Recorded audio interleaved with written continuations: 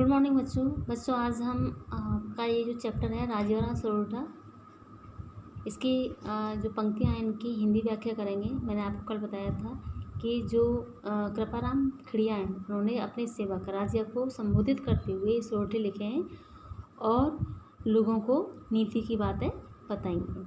तो पहला जो पद है, जो पंक्तियाँ हैं इसकी हिंदी व्याख्या करते हैं। जैसे गुण अवगुण जिण गाँव सुने ना कोई सांभले, उन नगरी विच नाव रोही अच्छी राजिया। यानी कि गुण अवगुण जिण गाँव सुने ना कोई सांभले, यानी कि ऐसा गांव जहाँ पर गुण और अवगुण में कोई भेदभाव नहीं किया जाता, यानी जहाँ पर गुण और अवगुणों में कोई अंतर नहीं किया जाता। सुने ना कोई सांभले, ठीक है, जहाँ पर गुण और अवगुण के बीच में कोई अंतर नहीं किया जाता, यानी कि सबको एक दृष्टि से देखा जाता है। उन नगरी विच नाव रोई अच्छी राजिया, ऐसे नगर के बीच में रहने से अच्छा किसी निर्जन वन में जाकर रहना ज़्यादा अच्छा है। उन नगरी विच नाव रोही का मतलब जो यहाँ पर ऐसा जंगल होता है जहाँ पर कोई नहीं रहता, ठीक है। आछी का मतलब होता है अच्छी। तो जो कृपाराम खिड़िया है वो कह रहे हैं कि ऐसा नगर या गांव जहाँ पर गुण और अवगुण में कोई फ़र्क नहीं किया जाता, ऐसे गांव या नगर में रहने से अच्छा है किसी निर्जन वन में जाकर रहें, ठीक है।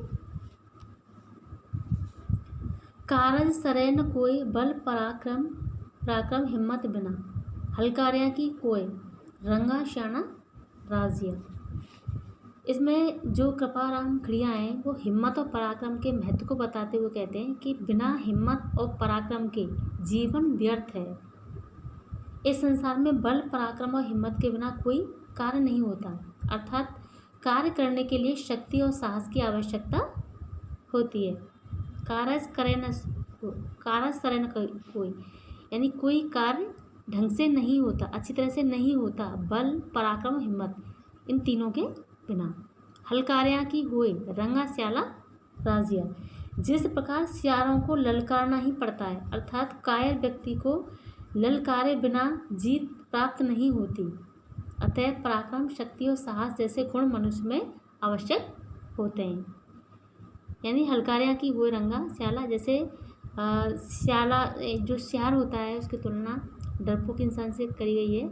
इसमें जो कवि हैं वो कहते हैं कि जो कायर होते हैं उनको बिना हलकारे या बिना ललकारे उनमें हिम्मत और पराक्रम नहीं आ सकता। तो यहाँ पर उन्होंने हिम्मत और पराक्रम और साहस को व्यक्ति के लिए आवश्यक माना है कि ये मनुष्य में अवश्य होनी चाहिए, इनके बिना कोई भी कार्य नहीं हो सकता। नीचे जाइए। मिले सिंह वन माँ किण मृगा मृगपति कियो, जोरावर अति जहाँ रहे उरद गत राजिया।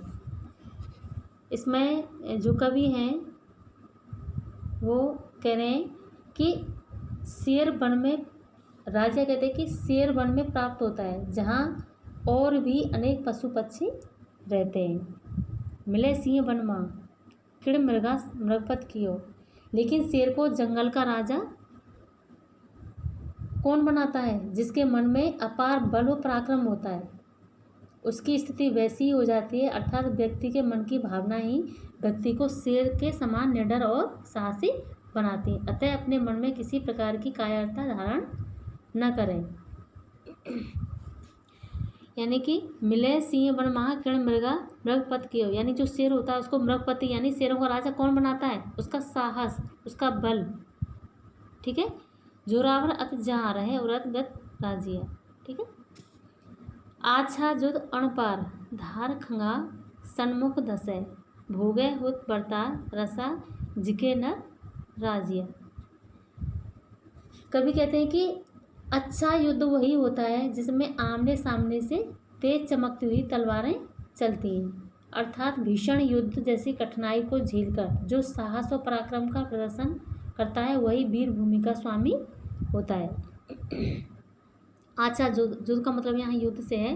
अणपार धार खंगा यानी सन्मुख धसे, यानी जो तलवारों की जो धार होती है वो आमने सामने हो, उसके आमने सामने हो। भोगे होते हैं बढ़ता रसा जिगे नर नारी, जो युद्ध को जीतता है वही इस धरती का, रसा का मतलब होता है पृथ्वी और भरतार का मतलब होता है स्वामी, वही पृथ्वी के राज को भोगता है, वही भूमि का स्वामी होता है और विजेता होता है। इणहीसु अवधात कहणी सोच विचार कर, बेमौसरी बात रूढ़ी लगन राजिया। इसमें जो कवि हैं वो कहते हैं कि हमें कोई भी बात कहनी चाहिए तो सोच समझ कर कहनी चाहिए। यानी राजिया कहते हैं कि कितनी भी अच्छी या हितकारी बात हो उसे सोच विचार कर ही कहना चाहिए। अर्थात कोई भी बात भले ही कितनी ही लाभकारी हो बिना विचारे नहीं कहनी चाहिए। इणहीसु अवधात कहनी सोच विचार कर, यानी पहले मन में अच्छी तरह सोच विचार कर लेना चाहिए कि हमें क्या कहना है। बेमौसरी बात, यानी बिना मौसम की बात नहीं कहनी चाहिए, यानी जहाँ पर जिस बात की ज़रूरत है उसी बात को करना चाहिए, और बिना मौसम के यानी जहाँ जिस बात की ज़रूरत ना हो, जिसका समय कहने का ना हो, उस बात को उस समय पर नहीं कहना चाहिए। रूढ़ी लगे ना राजा, क्यों ऐसी बातें जो बिना समय के कही जाती हैं वो सबको रूढ़ी लगती हैं, यानी अच्छी नहीं लगती, खराब लगती हैं। ठीक है,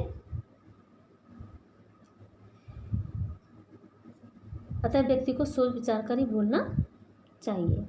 पहली किया उपाम दम दुश्मन आमद तटे, प्रचंड हुआ विश्वास रूबा घाले राजिया। पहली किया उपाय, यानी उपाय पहले ही कर लेना चाहिए। किस किस का?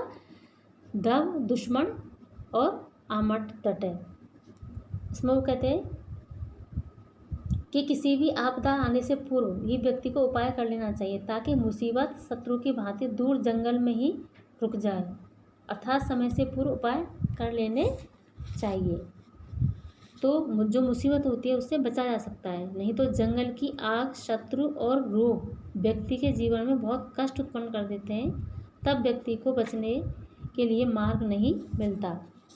ठीक है, दव का मतलब होता है एक तरह से जंगल की जो आग होती है, दुश्मन यानी शत्रु, और आमट का मतलब होता है एक तरह से रोग, शत्रु, रोग और जंगल की आग। ये तीन चीज़ें ऐसी होती है, अगर इनका समय पर उपाय नहीं किया जाए, समय से पहले उपाय नहीं किया जाए, ठीक है, तो ये इतनी कष्टकारी होती है कि मनुष्य का बचना बहुत मुश्किल हो जाता है। प्रचंड हुआ विश्वास, यानी कि जो बहुत प्रचंड हो जाती है, रोबा घाले राजिया। ठीक है, तब व्यक्ति को बचने के लिए मार्ग नहीं मिलता। तो ये तीनों, शत्रु, जंगल की आग और रोग, इन तीनों का आने से पहले ही हमें उपाय सोच लेना चाहिए। हिम्मत कीमत नहीं करें आदर कोई रद्द कागज जो। इसमें कवि ने कहा है कि हिम्मत और साहस को बनाए रखने की प्रेरणा दी है, और अपने मुख से इसमें कहते हैं कि व्यक्ति की हिम्मत से ही उसका जो सम्मान है वो बढ़ता है, बिना हिम्मत के कोई कीमत नहीं होती। अर्थात व्यक्ति को समाज में अपना महत्व प्रभाव बनाए रखना है तो हिम्मत रखनी पड़ेगी, क्योंकि बिना हिम्मत के कोई आदर सम्मान नहीं देता। जैसे रद्दी कागज पड़ा होता है, उसी प्रकार हिम्मत के बिना व्यक्ति महत्वहीन और व्यर्थ हो जाता है। यानी हिम्मत कीमत नहीं, यानी बिना हिम्मत के मनुष्य की कोई कीमत नहीं है। करें ना आदर कोई, बिना हिम्मत के कोई उसका आदर नहीं करता। रद्द कागज जो राजिया, जैसे जो रद्दी कागज होता है उसका कोई महत्व नहीं होता, लोग उसको घर से बाहर फेंक देते हैं। उसी तरह से जिस व्यक्ति में हिम्मत और साहस नहीं होता उस व्यक्ति की कोई कद्र नहीं करता है। तो इसमें यहाँ पर जो राजा है, राजा को संबोधित करते हुए कृपाराम खड़िया ने मनुष्य में हिम्मत की जो महत्व होता है, हिम्मत का, उसकी कीमत बताई है। उपजावे अनुराग कोयल मन हरकत करे, कड़वो लागे काग रसनारा उड़राजिया। बस यहाँ पर जो कृपाराम खड़िया हैं वो बोली, जो भाषा होती है हमारी, उसकी मधुरता के महत्व को वर्णन किया है कि उपजावे अनुराग, यानी मन में अनुराग यानी प्रेम को उपजाता है। कौन? कोयल। मन हरकत करे, यानी हमारे जब कोयल मीठा बोलती है तो जो हमारा मन है वो प्रसन्न हो जाता है, खुश हो जाता है। कड़वा लागे काग, लेकिन जब कौवा बोलता है काँव काँव, कड़वी आवाज़ निकालता है, तो रसनारा गुणराजिया, तो वो सभी लोगों को बहुत बुरा लगता है। यानी यहाँ पर जो कृपाराम कवि हैं वो हमारी वाणी के महत्व को बताते हुए कहते हैं कि हमें हमेशा मीठा बोलना चाहिए। कवि ने कहा कि मीठी वाणी सबका मन प्रसन्नता से भर देती है और सबके मन में प्रेम प्रकट करती है। जैसे कोयल मीठी वाणी से सबको प्रसन्न करके अपना बना लेती है, जबकि कौवा सबको कड़वा लगता है। यह सब अपनी जीव का ही गुण है। इसे जो पहचान लेता है वह समाज में लोगों के मन में अपना स्थान बना लेता है। अतः सबको मीठी वाणी का ही प्रयोग करना चाहिए।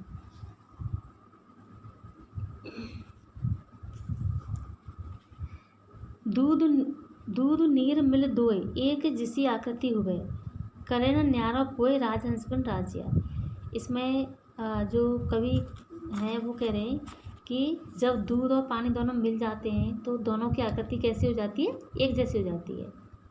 ठीक है, दूध को ऐसा कोई भी नहीं है जो दूध और पानी को अलग कर सके एक बार मिलने के बाद। ठीक है, करे ना न्यारा कोई उनको न्यारा यानी अलग नहीं कर सकता। राजहंस बिना राज्य, यानी बच्चों यहाँ पर राजहंस जो होता है वो एक तरह का एक पक्षी होता है और कहते हैं कि ये इसमें एक ऐसा गुण होता है जो दूध और पानी को जो मिले हुए होते हैं दोनों को अलग अलग कर देता है। ठीक है, और वो जो राजहंस होता है कहते हैं कि मानसरोवर झील में ही वो पाया जाता है। अतः सबको अपना भेदभाव भूलकर सुमति से रहना चाहिए। ठीक है, मलयागिरी मंझार हरको तर्क चढ़ण होवे, संगत लियो सुधार रुखाई ने राजिया। इसमें ये जो कवि हैं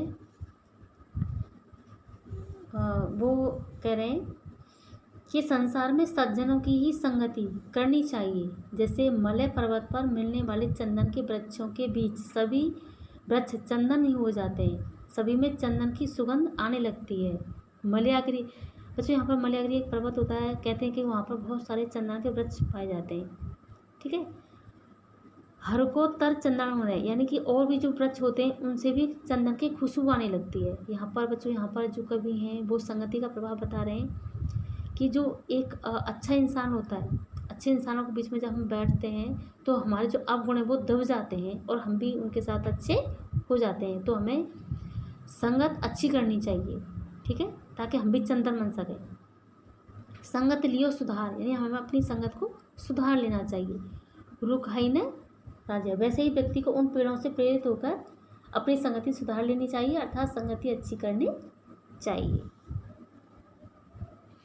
पाठा पीड़ उपाव तन लागा तरवारिया, वह जीवरा घाव रतिन ओखद राजिया। इसमें जो कवि हैं वो कह रहे हैं, कवि कहते हैं कि किसी व्यक्ति के शरीर पर यदि तलवार का घाव बन जाए तो उसका उपाय किया जा सकता है, अर्थात शरीर पर घाव ठीक हो जाता है, भले ही वह कितना भी गहरा क्यों न हो। ठीक है, पाठा पीड़ उपाव, यानी पीठ पर जो घाव होता है उसका उपाय हो जाता है। तन लागा तरवारिया मतलब तलवार से जो घाव लगता है हमारे शरीर पर वो ठीक पाटा जा सकता है, यानी ठीक हो सकता है। वो है जीव रहा घाव, लेकिन हमारे जीव से जो घाव बनते हैं रति न ओखत राधिया वो कभी नहीं भरते। लेकिन यदि किसी ने कड़वी जबान से कोई घाव दे दिया, अर्थात कठोर शब्दों से मन या हृदय पर बनने वाले घाव का कोई उपाय नहीं है। शब्दों से लगने वाले घाव तो एक रत्ती भर भी ठीक नहीं हो सकते, वह सदैव हरा बना रहता है। अर्थात व्यक्ति को मधुर वाणी का प्रयोग करना चाहिए। अच्छा, यहाँ पर जो कवि हैं कृपाराम खड़िया वो यही लोगों को शिक्षा दे रहे हैं कि वो कह रहे हैं कि एक तरह से अगर तलवार से हमारे शरीर पर कितना ही गहरा निशान क्यों ना हो, उसको हम आसानी से ठीक किया जा सकता है। अगर उसका उपचार हो तो वो ठीक हो जाता है। लेकिन जो हमारी वाणी होती है, जो हमारी भाषा होती है, उसके जो घाव होते हैं, अगर हम किसी से कड़वा बोलते हैं, इतने गहरे होते हैं कि चाहकर भी मनुष्य ज़िंदगी भर वो भूल नहीं पाता है। तो वो कह रहे हैं कि किसी से भी, हर किसी से मीठे वचन बोलने चाहिए, ऐसे वचन बोलने चाहिए जो दूसरों को सुनने में अच्छे लगे, प्रेम से बोलना चाहिए सभी को। यहाँ जो वाणी का महत्व है वो कवि ने प्रकट किया है। मूसा ने अंजार हित कर बैठा हेकड़, से जाने संसार रस न रहसी राजिया। इसमें बच्चों कवि कहते हैं, राजिया कहते हैं कि सभी को प्रेम से रहना चाहिए। जहाँ पर चूहे और बिल्ली की तरह अपना स्वार्थ देखने वाले लोग हों, वहाँ से तो जंगल में जाकर रहने में लाभ है। अर्थात लोगों को अपने निजी स्वार्थ और लालच छोड़कर प्रेम से रहना चाहिए। यानी कि मूसा, मूसा मतलब चूहा, न मंजार, मंजार का मतलब होता है बिल्ली, हितकर बैठा हेकड़। यानी कि जिस तरह से जो बिल्ली होती है वो चूहे को अपना आहार बनाती है और उसके चक्कर काटती रहती है, उसको ये लगता है कि कब मौका मिले कब उसको मैं खा जाऊं। तो वो कह रहे कि ऐसे लोगों के बीच में नहीं रहना चाहिए जहाँ पर मूसा और मंजार जैसी स्थिति हो। यानी लोग एक दूसरे के स्वार्थ में फंसे हुए हों, एक दूसरे को खाने की कोशिश करें। ऐसे समाज में रहने से अच्छा है किसी जंगल में सह जाने संसार, रस न रहसी राज्य। ऐसी संगत से अच्छा है किसी जंगल में जाकर रहे। यानी लोगों को अपनी निजी स्वार्थ और लालच छोड़कर प्रेम से रहना चाहिए। चूहे और बिल्ली की तरह लड़ने वाले स्थान पर से तो जंगल में रहना ज़्यादा अच्छा है, क्योंकि वहाँ आपसी प्रेम नहीं पनपता है। ठीक है। घण घण सावल धाय, नह फूटे पहाड़ निबड़, जड़ कोमल बिद जाए, राय पड़े जदराजिया। घण घण सावल धाय। अच्छा, यहाँ पर जो कृपाराम खड़िया हैं, जो कवि हैं, वो कह रहे हैं कि एक जो पहाड़ होता है उस पर हम घर से कितना भी जो सब्बल होता है, लोहे का सब्बल एक हथियार होता है, और उससे जब कितने भी प्रहार कर लें लेकिन पहाड़ टूटता नहीं है, फूटता नहीं है, उस पर उसका कोई प्रभाव नहीं होता। हालांकि लोहे का होता है, मजबूत होता है सब्बल, लेकिन पहाड़ पर उसका कोई प्रभाव नहीं होता। जड़ कोमल बिद जाए, लेकिन उसमें जो घास होती है बहुत मुलायम होती है, कोमल होती है। अगर उसमें एक बार भिद जाती है, यानी चली जाती है उसके अंदर, राय पड़े जब राजिया, तो वो पहाड़ आसानी से तोड़ा जा सकता है। तो बच्चों, यहाँ पर जो कवि हैं इस पंक्ति के माध्यम से लोगों को ये संदेश देते हैं, ये शिक्षा देते हैं कि हमें फूट से नहीं रहना चाहिए, एकता से रहना चाहिए। क्योंकि जो एकता होती है वो एक पहाड़ की तरह मजबूत होती है। ठीक है। अगर जैसे एक परिवार होता है, एकता से रहता है, अगर इस परिवार का कोई भी सदस्य दुश्मनों से जा मिलता है तो दुश्मन आसानी से उस परिवार को तोड़ सकता है। ठीक है। तो यहाँ पर जो कवि हैं वो एकता के महत्व को प्रकट कर रहे हैं कि हमें एकता से रहना चाहिए। ठीक है। पय मीठा कर पाक, जो इमरत सींची जिए, और कड़वाई आँख, रंच नमके राजिया। इसमें जो कवि हैं वो कह रहे हैं कि कवि ने मीठी मधुर वाणी में अपनी राय व्यक्त करते हुए कहा है कि हृदय में कड़वाहट रखकर एक भी शब्द न बोलने की सलाह दी है। अर्थात पवित्र अमृतुल्य शब्दों को ही अपने पास रखना चाहिए। ठीक है। पाई मीठा कर पाक, जो इमरत सींची जिए, और कड़वाई आग है। इसमें कवि कहते हैं कि व्यक्ति को सदैव दूध के समान पवित्र विचार ही प्रकट करने चाहिए, जो सुनने वाले के हृदय में अमृत के समान मधुरता उत्पन्न कर सके। अपने मन में कभी भी किसी प्रकार की कड़वाहट या दुर्व्यवहार रखकर एक भी शब्द नहीं बोलना चाहिए। अर्थात सदैव मधुर भाषा का ही प्रयोग करना चाहिए। जो मधुरता से प्रेमपूर्ण विचार प्रकट नहीं कर सकते उनका मूक रहना ही अच्छा है। ठीक है। रंच न मुके राजिया। ठीक है। कड़वा बोलने से अच्छा मूक रहना, यानी चुपचाप रहना। तो बच्चों, इस तरह से इन सारी पंक्तियों में जो कवि हैं उन्होंने नीतियाँ बताई हैं कि लोगों को किस तरह से रहना चाहिए। ठीक है। तो आज का ये जो चैप्टर है आपका समाप्त हुआ।